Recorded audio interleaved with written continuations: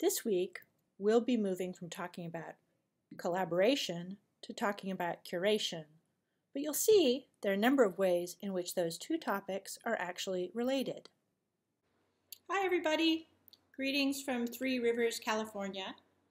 Even if you're spending your Memorial Day in total solitude, I hope that you've been thinking about collaboration. Remote collaboration is increasingly a part of daily life. But I also think it's important to acknowledge how collaboration in face-to-face environments is also important. That's why I'd like to take a moment to talk about the people that I collaborate with every day. Hi, I'm Ethel Liu, and I help put together and train the TAs for your CAT 125 discussion sections. Hi, I'm Jean Monahan. I'm the practicum advisor, and I also help out with the troubleshooting and administrative side of CAT 125R. Your own collaborations in student groups might be a little easier if you have face-to-face contact, like this group of students who are editing Wikipedia entries. But there are a lot of ways that you can work together on your Storify projects constructively.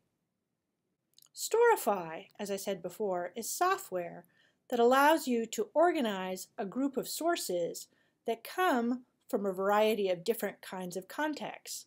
These contexts can include social networks, can include online video, can include online bookmarking, and can also include many sorts of searches that are available. Let's compare two different approaches to the Storify project. In the first one, the group is just trying to do the bare minimum. The title is not particularly imaginative or descriptive, and in fact borrows from the original assignment.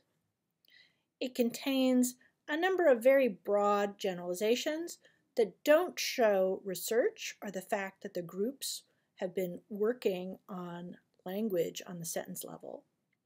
We don't see evidence of thinking about graphicacy or layout.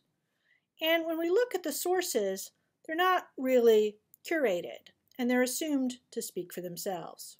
And then we have a kind of blanket statement: as long as the musician agrees to place their music on one of these programs, it's considered fair game. So in terms of the next part of the course that we're moving into, an ability to reflect critically about questions of ethics, this group would seem to be struggling a bit. Now let's take a look at another model of the Storify assignment. In this one, the group working on music, race, and intellectual property, who presents a discussion of the Amen Brother break and how soul musicians and hip-hop artists grapple with issues of intellectual property, has a somewhat more specific subject. We can also see that the group has learned to use the tools that import an image into the banner. This group is working with the history of a very specific piece of intellectual property. It's a breakbeat that's only a few seconds long from a 1969 recording by the Winstons called Amen Brother.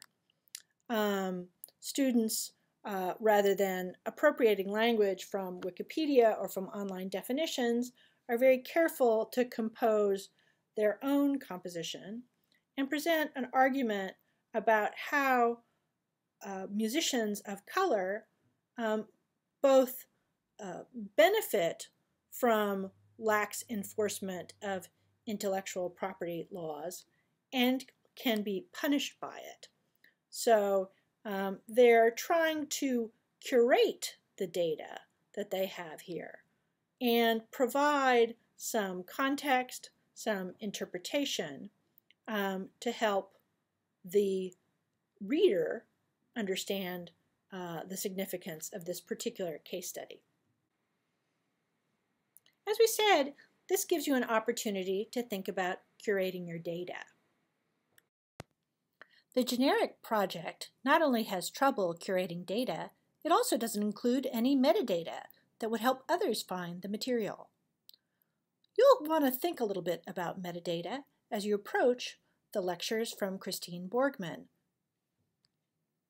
Borgman says, think about what you've got as data, your professional materials, your family photographs, financial records, etc.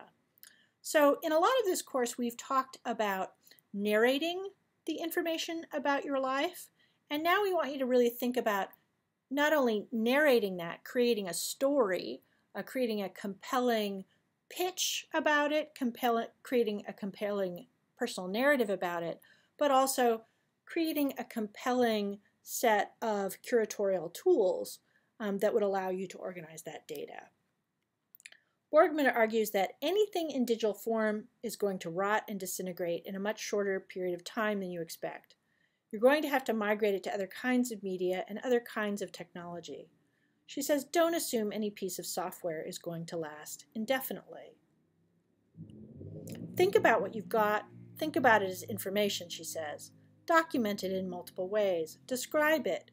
Keep track of what it is, where you got it from. Put some dates on it, some key terms.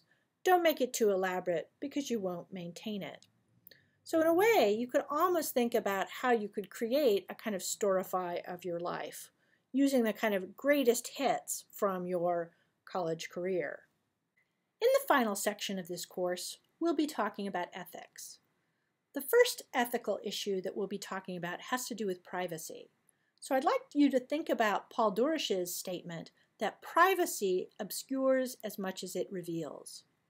Try to think about privacy not as a thing that people have, but rather as a way they have of acting.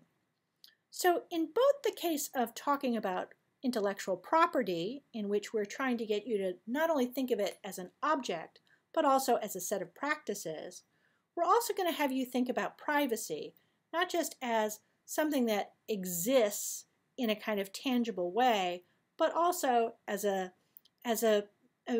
mode of thinking about conduct. And with that, I will leave you to your discussion with your section leaders this week.